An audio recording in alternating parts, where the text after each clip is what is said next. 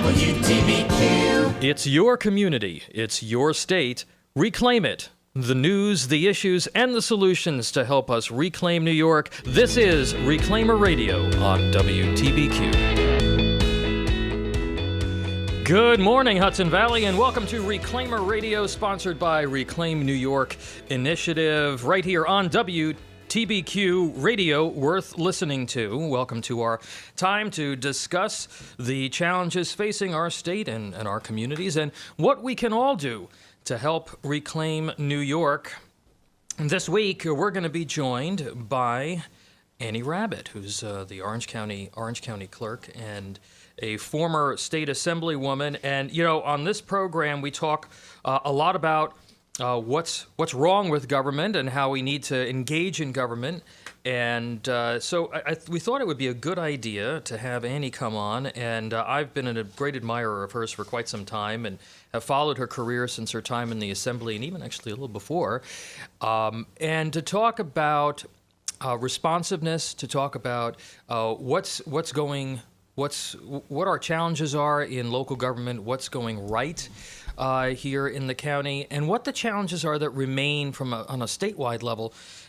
Calling back to her experience as a state assemblywoman and what she saw in Albany as well. So I would like to welcome her to Reclaimer Radio. Thank you, Tom. Thank you very much for allowing me to be your guest today, and I'm looking forward to discussing some very important issues. Well, you know, we talk about bringing back the concept of the citizen legislator in this state. As an organization, Reclaim New York Initiative, who's our sponsor, and you were sort of epitomized that because you were in the business community, and I want to kind of go back to the beginning of Annie Rabbitt, the public figure, and talk to us about how you got involved, because one of the things that we encourage people to do is to start paying more attention, to get involved and to get active, and even politically active. Mm-hmm. And you were in the business community. You probably, I've heard you tell the story about how you really didn't think that you were going to ever run for office. So talk to us about what that experience was when you started getting engaged for the first time. Certainly. Being a business owner and on a main street, on a side street, in your home, business is important. You got to make sure that you understand the rules, and then along the way you hope for the best, but you have to be extremely dedicated to what you believe in. And I was a small business owner. I owned O'Hare's Pub, and my whole goal was to raise my family and certainly keep my business open and running.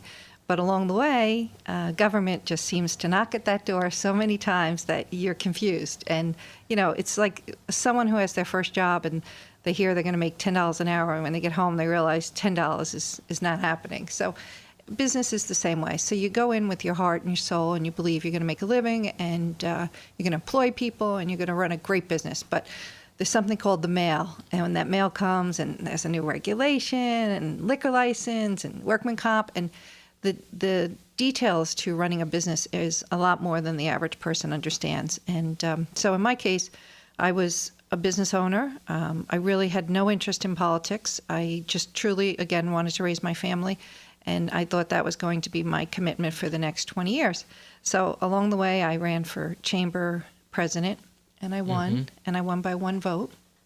And I was pretty much new in the business, so, I had to campaign. And, did I like it? I didn't know any better. I just knew that, I wanted to be the chamber president, and I was fortunate enough to win. And then from there, a village trustee, and then again, another great move in my political career, which again, I thought that would have been it. That 2 years was, I was a councilwoman in the town of Warwick, and serving on the town board, I learned an awful lot. And then I won the seat to the New York State Assembly, and I stayed there for 10 years. And that was a blink of the eye. And there was a time where I said, it's time to come home and, find something to do in the community that I felt I would be serving the people, and the knowledge of what I learned from my experience I bring to the county clerk's office. We're speaking with Orange County Clerk Annie Rabbitt. You're listening to Reclaimer Radio, brought to you by Reclaim New York Initiative here on WTBQ. So it's been, you've been in public service now for over 20 years, right? Correct. It's about that. Mm-hmm. What has changed the most in politics? And the reason why I'm asking you this question is because we want people to get out there and to be more engaged. And whether it's going to a town meeting, it's paying attention to a local ordinance, to a local issue, or even a state issue. And it seems to be it's a hard thing. It's a hard sell for people. Correct. And I think that the political climate has a lot to do with that. Mm-hmm. What do you think has changed the most since you've gotten into politics? I really think that maybe not knowing enough, like when I first got involved, it really had to do with property taxes, and not to say that's not the number one concern of people, but along the way, a lot of issues had to become law, which I believe didn't have to be. We mm-hmm. have just so many laws, and you ever want something to get worse, have a meeting. And then from the meeting, you have another meeting, and you really get nothing done. And really what you just created is more chaos. So, can you give us an example? It could be a state issue, too. It doesn't need to be a local absolutely. issue. In the state of New York, you have by-state commission. I remember my early days in the village of Grimmer Lake, and it was a group of dedicated volunteers.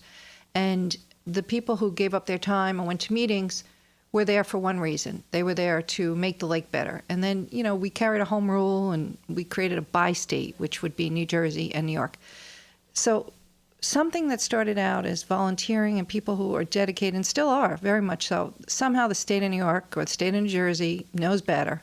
And they'll try to come in, kind of undermine the locals of what they believe is best. And so I think what happens a lot of times is your supervisors, your mayors, your council people, they're the people who are in the front line. They're at the grocery store, they're at the post office. They hear what the locals want. The least effect of the state and federal, the better we are. And I just believe that as soon as the state and federal government get involved, there's another law, there's another mandate. And I used to joke when I left Albany, I used to say to everyone, it's time for Annie Rabbitt to go back home. I said, if I stay any longer, I'm afraid that my colleagues are going to make sure that my cat has a driver's license and my cat's sitting in a car seat, and I'm just don't think I can do this. So I just felt that, any problem that there, would happen, there was a law. And in every year that I was there was at least 500-600 laws passed. And so, well, I think the statistic is that there are some 10,000 bills that go through the New York State Assembly right. in every session, right. And which is extraordinary. I mean, it really, you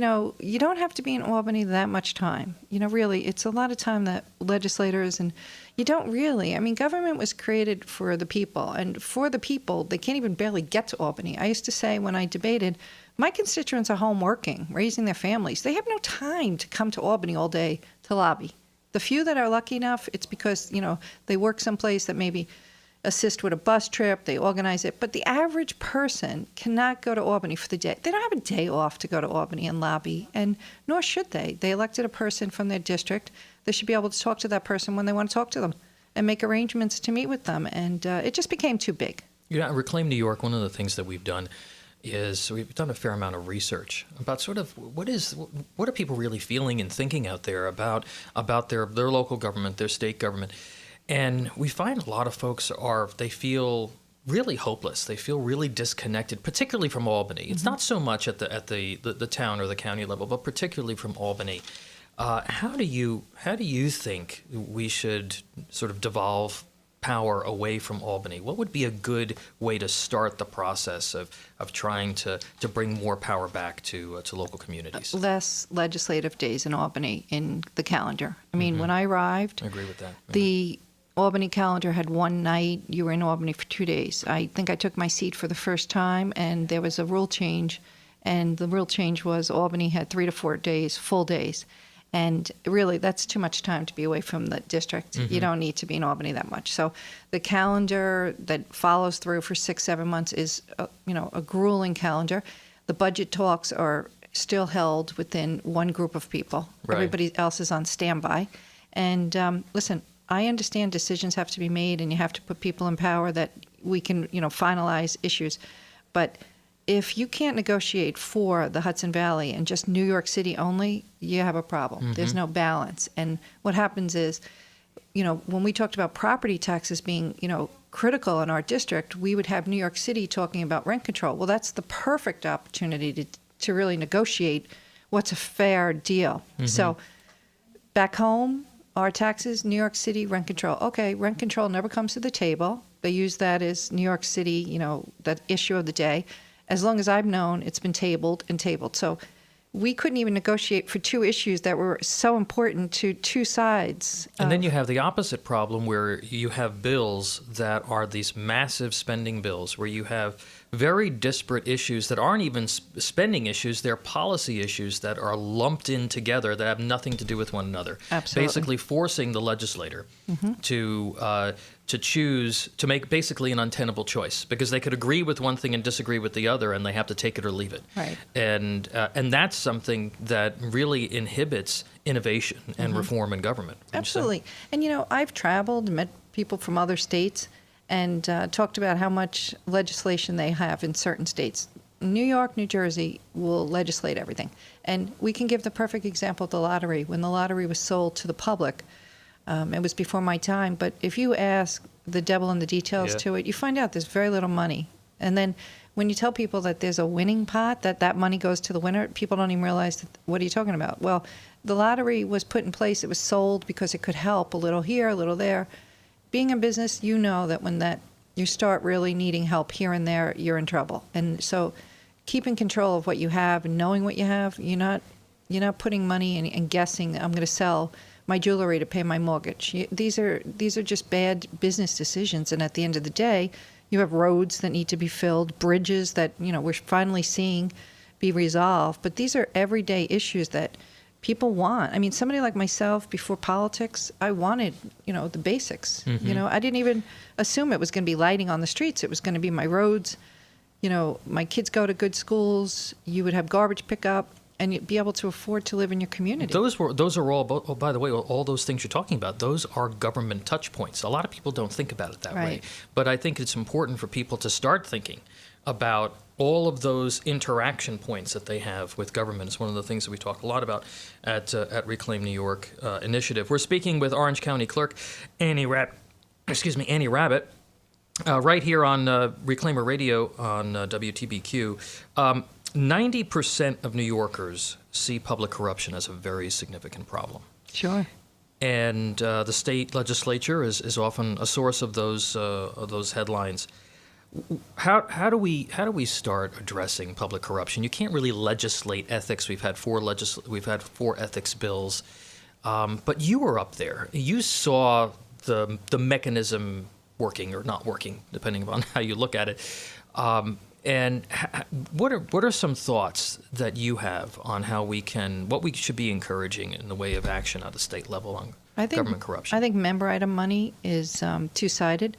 A lot of the communities need the money, but it should be put in the hands of the people who know where it should go. And for years, I did take member item money, and I would issue it back to the towns and villages, to the local officials, for them to put it towards the taxes and to make sure that if there was a need for a project, the money was helping. And I wanted to not take it at all, but what that meant would be the money that would be coming back to my district would be in a pot, and it would be separated. So member item money is an issue that we talk about because we know it's needed. There's issues, and it helps a lot of people. But big picture.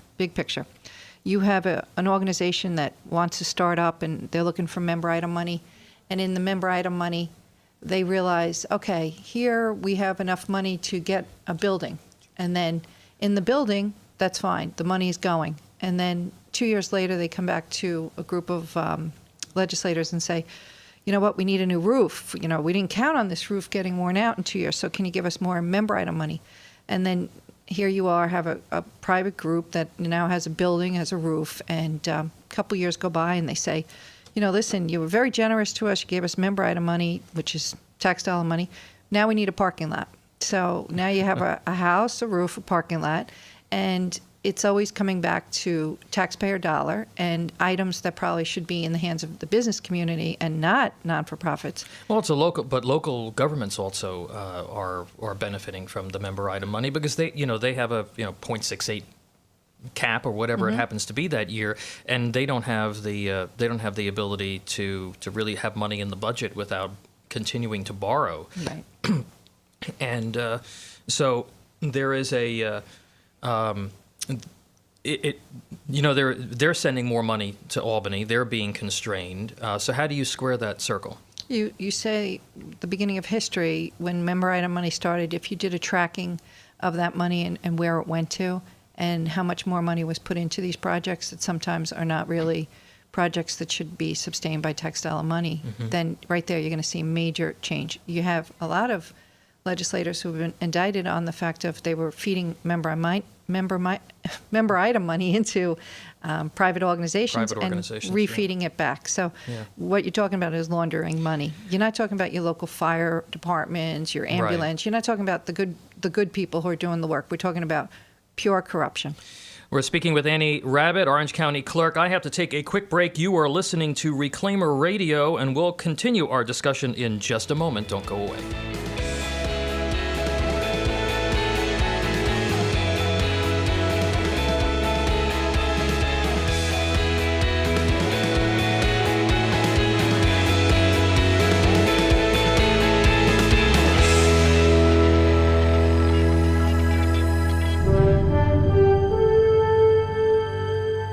It's enough. Enough of politicians being taken away in handcuffs. Enough of our friends and family moving away because they can't build a future in our area.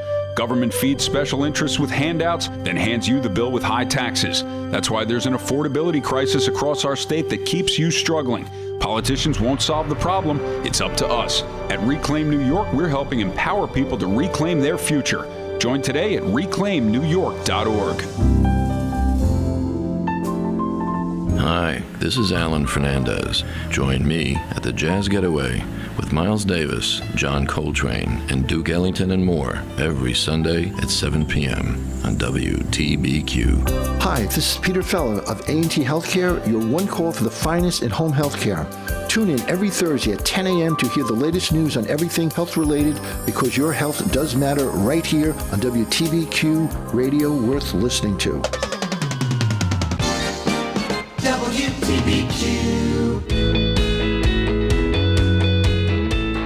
And welcome back to Reclaimer Radio. I'm Tom Basili. We are sponsored by Reclaim New York Initiative right here on WTBQ Radio, worth listening to. We are continuing our discussion with Orange County Clerk Annie Rabbitt. Annie, we as an organization focus a lot. We talk a lot with folks about how government can be more accessible, how it can be more transparent, more responsive, and that's right in your wheelhouse as the county clerk. And look, there are a lot of people who don't even know what the county clerk does, but you're really critical to providing people with access and information, and where they can really. You're a critical touch point for government. So, I want to give you an opportunity to talk a little bit about what you've been doing, particularly on providing access to information and being really more service-oriented as you've been county clerk now for the last number of years. Well, the county clerk's office, it's really the window to county government. I mean, the services that the clerk's office provides is remarkable. And I'd give a shout out to my staff who does a great job and every day wakes up with the greatest intention of just serving the people and finding, ways to make it easier for a person to get the information they need. And it's pretty basic what we do. I mean, that's our role. We're the filers of all the records in the county of any important papers that are in your home. We usually have the backup or the original. And so basically what happens at the clerk's office, we have two sides. We have the record side and we have the DMV side. And on the record side, that has to do with Supreme Court records, divorce records, criminal records, judgments, mortgages, business certificates, passports, naturalization, pistol permits, veterans discount card. I mean, the list goes on and on. So there's an awful lot inside our windows. And, we kind of use our example as we're kind of like the encyclopedia of what you need in the county. Because if your child's going off to college and there's residency that you need, the first person you're calling is the county clerk's office. We don't handle that, but we put you in the right direction. And we handle issues that come up because you're actually calling, maybe hitting your phone or, looking for 911. Not 911, but, looking for information. You're saying, well, who's the person? It's the county clerk's office. And we have a great staff who every day has a new question that comes up. And we do share with each other when a question comes up and we have the correct answer. We'll share so that we know that the next time that call comes in, there's an issue that can be handled, and if we don't have the answer, we'll get back to you. And being the county clerk here in Orange County, it's a big job. It's not just one issue. It's every day there's issues from every aspect. From, again, DMV years ago, you had a driver's license, you had a driving permit, motorcycle license.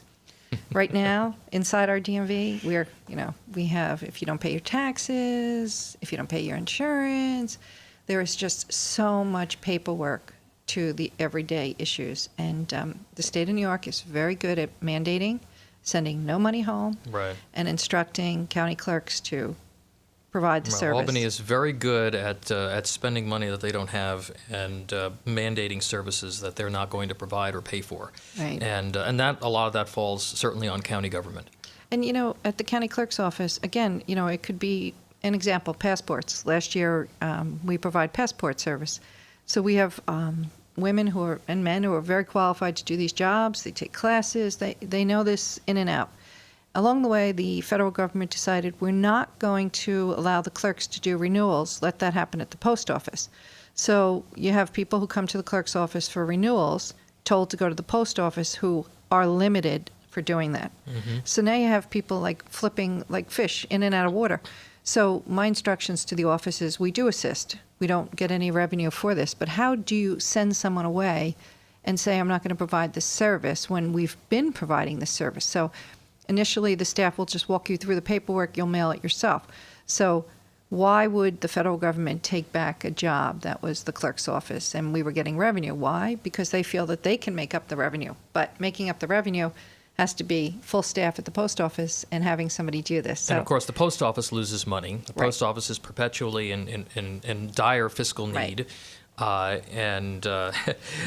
Government is complicated. It is. It's one of this is what you're talking about is a real symptom of why it's kind of gotten away from us, with its scope, its size, its complexity. One of the reasons why people don't feel like they can engage, mm-hmm. But it's so important that they have somebody, because people aren't going to call Steve Newhouse's office necessarily. They're not going to call the county executive, but to have the clerk's office be a place where people can go just to get help, to get a little bit of visibility on how things work, because you've got federal, state, and local agencies that all provide services. Well, we're very fortunate here in Orange County to have a county exec who does take a lot of phone calls, and he passes them over to me, and he'll say, you know what, Annie will answer that. He doesn't try to get involved with it. He understands his job, and he has an important job, and he knows when it comes to our end. And it's been a great working relationship with the whole team, from the county exec, the district attorney, the sheriff to the county, and now we have a new running mate, Bill DeProspo. And basically what happens is everybody knows what lane they're in. And, that's kind of sounds strange, but when you know the lane you're in and you know what issue belongs to somebody, it's easier to get the information from that person than say, oh, I can answer you. Because even myself, there's days I think I can answer the question, and then all of a sudden I find out I got half the story, the person doesn't really have the correct number, and it takes some time to figure out, what's going on. So we are fortunate here in the county that people just say call Annie, and it's just becomes the natural flow here. And the different departments in Orange County work very well together. But it's just people just don't know where to go, and yeah, you absolutely. can't. And it doesn't matter. It doesn't matter where you're from in the county. It doesn't matter what your situation is. You need to be able to have confidence that you can have a government that's responsive. What are some of the goals that you have going forward? Basically, right now, we're going to be in the new government center, and that's taking a lot of my time up with the plan because we're a large operation and moving back in. So what we've come up with is I have two deputies, Kelly Eskew, she's number 2, and then I have Patty McMullen, and she runs the DMV end. And one of us out of the 3 of us will be on site as soon as the county government center is turned over to the county.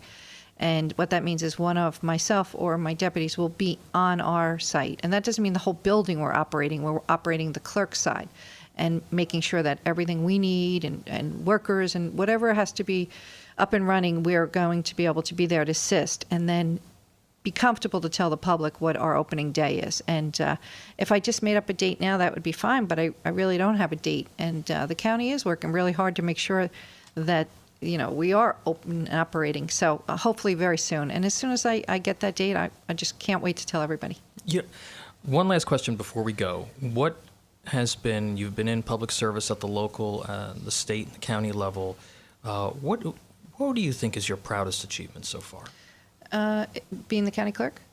Just in general, in your career in public service. I was a young girl in the village of Grandma Lake growing up, and did not live on the lake. And basically, kids would just jump off the sides of a busy road, off trees. And when I was a councilwoman and then went off to Albany, I carried a piece of legislation called PDR, which was Purchasing Developing Rights, and it secured open space. And I drive by, and I see a bunch of young families that maybe can't afford to live on the lake, but they're in the lake now. And I truly believe that was one of my greatest accomplishments, that, people from all over could go there. It's not just the village, but it's a beautiful piece of property. I worked real hard back in the day on that one issue. I stayed so focused. I don't think we ate at my kitchen table for a year. There was maps and, conversations and notes. And thank God my family supported me being this a rabbit on an issue. And it was a great accomplishment.